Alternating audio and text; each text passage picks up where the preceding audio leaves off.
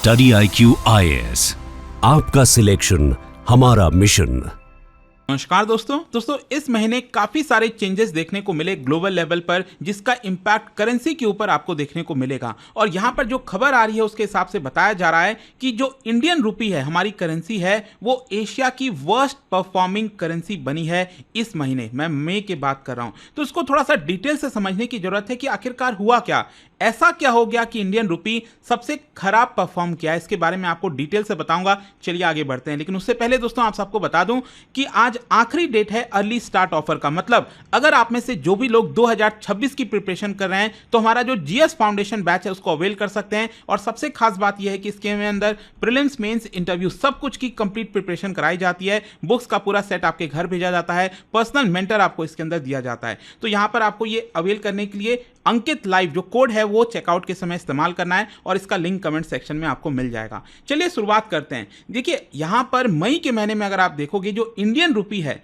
जो मैं आपको बता रहा था कि एशिया की वर्स्ट परफॉर्मिंग करेंसी बनी है, तो यहां पर डिक्लाइन आपको ऐसा कोई बहुत देखने को नहीं मिलेगा। इनफैक्ट मैं आपको चार्ट के थ्रू दिखाता हूं।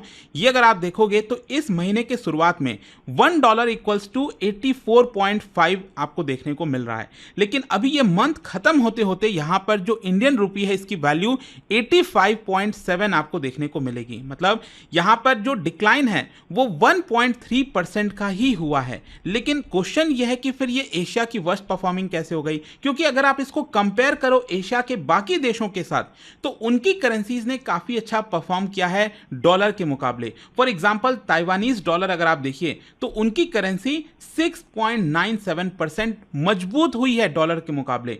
कोरियन की करेंसी हो गई, इंडोनेशिया हो गया, थाई बात हो गया, सब में आपको मजबूती देखने को मिलेगी। यहां पर जापानीज येन थोड़ा सा कमजोर हुआ है 0.5%, हांगकांग डॉलर 1.1%, लेकिन इंडियन रुपी सबसे ज्यादा कमजोर हुआ है, जैसा आप देख सकते हो करीब 1.27%। तो इसीलिए मैं आपसे कह रहा हूं कि यहां पर ऐसा सच गिरावट बहुत ज्यादा देखने को नहीं मिलेगा। ऑल्दो मैं आपको बता दूं, पिछले साल आपने देखा होगा इंडियन रुपी काफी कमजोर हो गया था, करीब 88-89 के करीब जा रहा था ये। तो यहां पर उससे थोड़ा सुधार हुआ, लेकिन मई के महीने में ये थोड़ा सा कमजोर हो गया। तो इसको थोड़ा समझने की जरूरत है। सबसे पहला कारण क्या है? सबसे पहला कारण है डॉलर में मजबूती। अभी देख रहा होगा आपने, एक खबर भी आई थी यहां पर, जो यूएस का कोर्ट है उसने डोनाल्ड ट्रंप का जो टैरिफ प्रपोजल था उसको ब्लॉक कर दिया। ऑल्दो उसके ऊपर भी अभी रोक लगाया गया, लेकिन यह बात एक तरह से समझ में आ रही है कि डोनाल्ड ट्रंप यूनिलैटरल डिसीजन नहीं ले सकते, मतलब खुद से यहां पर डिसीजन नहीं ले सकते टैरिफ को लेकर। कहीं ना कहीं वहां की जो पार्लियामेंट है, जिसको हम कांग्रेस कहते हैं, वहां से बिल पास कराना होगा, और वो करना काफी मुश्किल होगा डोनाल्ड ट्रंप के लिए। तो होता क्या है कि जैसे ये खबर आती है कि यहां पर जो यूएस डॉलर है वो भी मजबूत होने लग गया है, क्योंकि जब पता चलता है कि टैरिफ इस तरह से नहीं लगेगा तो वापस से लोगों का जो भरोसा है यूएस की इकोनॉमी के ऊपर वो जाने लगता है, और ऐसा जब होगा तो डॉलर भी मजबूत होगा। तो इनफैक्ट आप देख सकते हो यहां पर जैसे ये खबर आई उसके बाद से डॉलर जो है वो थोड़ा सा 100 के ऊपर चला गया। क्योंकि हुआ क्या था कि यहां पर जो डॉलर है वो पहले 110 के आसपास था। डॉलर इंडेक्स की मैं बात कर रहा हूं, ये बास्केट ऑफ करेंसी से कैलकुलेट किया जाता है। तो 110 से ये गिरते गिरते 90s की तरफ जा रहा था, ये 90s की तरफ चला गया था, लेकिन वापस से अब ये 100 के ऊपर आ गया है। तो कहीं ना कहीं डॉलर मजबूत हुआ है। कहीं ना कहीं बताया जा रहा है कि जो इन्वेस्टर्स का कॉन्फिडेंस है यूएस इकोनॉमी के ऊपर वो बढ़ा है। और ये देखो साइकोलॉजिकल मार्क है, 100 के ऊपर रहना ये एक साइकोलॉजिकल मार्क है कि डॉलर ठीक ठाक चल रहा है। तो इसकी वजह से जो बाकी के करेंसीज हैं, जैसे इंडियन रुपी हो गया, वो यहां पर मजबूत हो गया, वो यहां पर कमजोर हो गए। तो मतलब अगर डॉलर मजबूत होगा तो बाकी के करेंसीज के ऊपर इंपैक्ट आएगा, और सबसे ज्यादा इंपैक्ट भारत के इंडियन रुपी पर आपको देखने को मिलेगा। So a stronger dollar makes it more expensive for India to import commodities. हम सब जानते हैं डॉलर अगर मजबूत हो रहा है तो यहां पर हम जो भी चीज इंपोर्ट करते हैं वो हमारे लिए मंगाना थोड़ा महंगा हो जाता है, स्पेशली क्रूड ऑयल हम काफी ज्यादा डिपेंडेंट है। फिर इसके अलावा जो इन्वेस्टर्स का कॉन्फिडेंस है वो रुपी डिनोमिनेटेड एसेट से शिफ्ट होकर जो डॉलर है उसकी तरफ जाने लगता है। तो यह कारण है जिसकी वजह से बताया जा रहा है कि यहां पर जो डॉलर है मजबूत हुआ और हमारी इंडियन रुपी जो है करेंसी कमजोर हुई। देखो कई सारे फैक्टर्स होते हैं, ऐसा नहीं है कि सिर्फ एक ही फैक्टर। दूसरा आप देखिए, एक और जो सबसे बड़ा फैक्टर है वो है आरबीआई की फॉरेक्स स्ट्रैटेजी। आप सब जानते हैं कि आरबीआई जो है वो लगातार फॉरेक्स जो है एक्यूमुलेट करने में लगा रहता है, डॉलर एक्यूमुलेट करने में लगा रहता है। तो यहां पर अगर आप देखोगे मई के महीने में ऐसा बताया जा रहा है कि आरबीआई ने अपना जो फॉरेक्स रिजर्व है उसको बढ़ाया है। वैसे अगर आप देखोगे इस साल जनवरी के महीने से ही कोशिश यही रही है कि यहां पर जो फॉरेक्स रिजर्व है उसको बढ़ाया जाए, क्योंकि एक समय था जुलाई 2023 में जब हमारा forex reserve all time high पर चला गया था, $700 बिलियन से भी ज्यादा। लेकिन उसके बाद से लगातार गिरता गया और ये $650 बिलियन के भी नीचे आ गया था। लेकिन अब वापस से यहां पर आरबीआई जो है वो डॉलर कलेक्ट कर रहा है, मतलब अपना फॉरेक्स रिजर्व बढ़ा रहा है। अच्छा, अब इसका करेंसी के ऊपर क्या इंपैक्ट आता है? देखो, आरबीआई जो डॉलर है वो कहां से कलेक्ट करता है? वो मार्केट से ही तो लेता है। तो जब वो मार्केट से डॉलर लेगा तो उसके बदले में क्या देगा? रूपी देगा।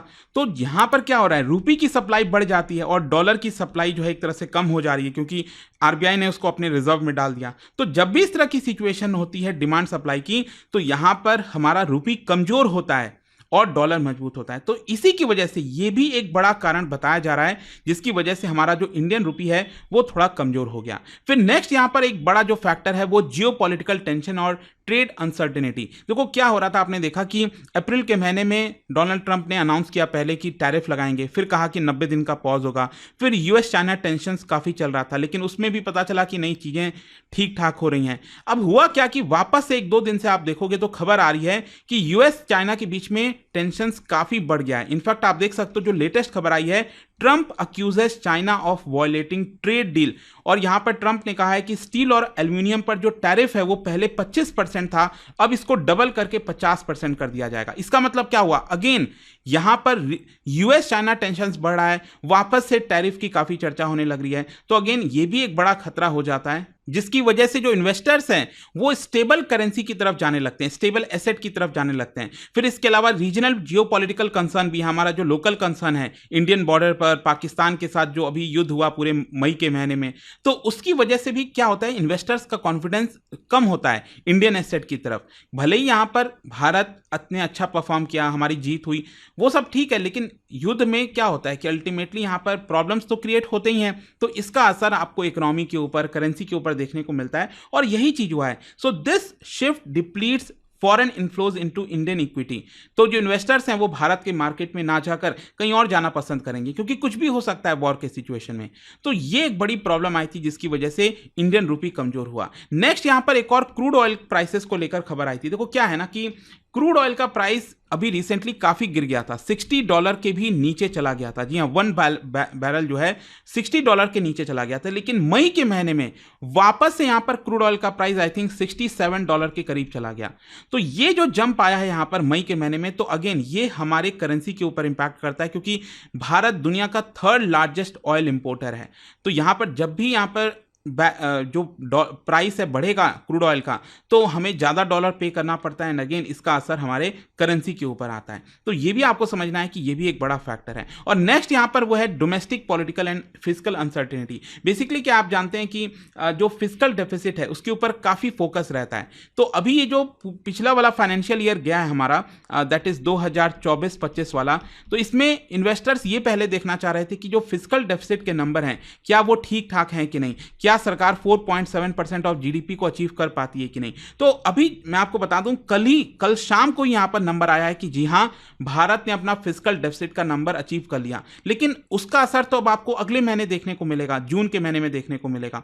लेकिन अभी तक इसको लेकर अनसर्टेनिटी बनी हुई थी कि सरकार ज्यादा खर्च करी। जैसे फॉर एग्जांपल अभी वॉर हो रहा है अगर पाकिस्तान से, तो यहां पर डिफेंस के ऊपर खर्चा बढ़ने की आशंका थी। तो बहुत सारी ऐसी चीजें हो रही हैं जिसकी वजह से एक्सपेंडिचर बढ़ सकता था और सरकार का फिजिकल डेफिसिट पूरी तरह से गड़बड़ा सकता था। तो ये भी अगेन एक बड़ा कंसर्न था जिसकी वजह से हमारा जो करेंसी है इंडियन रूपी वो थोड़ा कमजोर हो गया। तो फाइनली देखो कंक्लूजन यही निकलता है कि जो इंडियन रूपी का अंडर परफॉर्मेंस है मई के महीने में, it is not because of just one single cause but convergence of factors. बहुत सारे जो फैक्टर्स जो मैंने आपको बताया यहाँ पर, इन सब की वजह से कहीं ना कहीं जो रूपी है वो थोड़ा कमजोर हुआ। तो ये आपको आई होप समझ में आ गया होगा। और जाने से पहले एक इंटरेस्टिंग क्वेश्चन यहाँ पर करेंसी से ही रिलेटेड है। क्या आप बता सकते हो which of the following factor can cause capital outflows from India? इनमें से कौन सा फैक्टर है जिसकी वजह से जो कैपिटल आउटफ्लो है इंडिया से वो हो सकता है, मतलब डॉलर भारत से बाहर जा सकता है और हमारी रूपी कमजोर हो सकती है? कौन से फैक्टर्स हैं? इसका राइट आंसर आप सब जानते हैं, मेरे इंस्टाग्राम पर तो मिलेगा ही,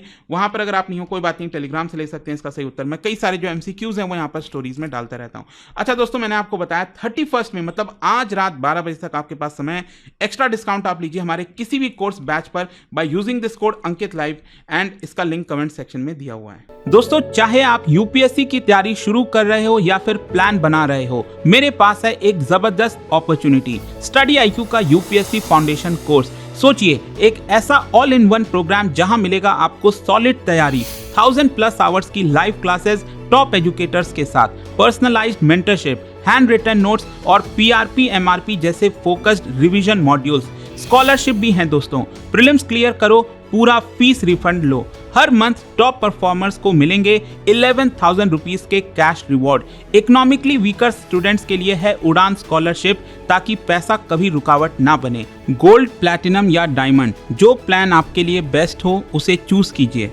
और सबसे खास बात, आपको गाइड करेंगे खुद x secretary Anil Swarup sir, जिन्होंने यूपीएससी सिस्टम को अंदर से देखा है। स्टडी आईक्यू पर भरोसा किया है 2 करोड़ से ज्यादा इंडियंस ने, और अब आपका नंबर है यूपीएससी फाउंडेशन कोर्स के साथ अपना आईएएस ड्रीम सच करने का। अब करना क्या है, बस स्टडी आईक्यू के ऐप पर जाइए या फिर कमेंट सेक्शन में दिए गए लिंक पर क्लिक करिए, यूपीएससी फाउंडेशन कोर्स ढूंढिए।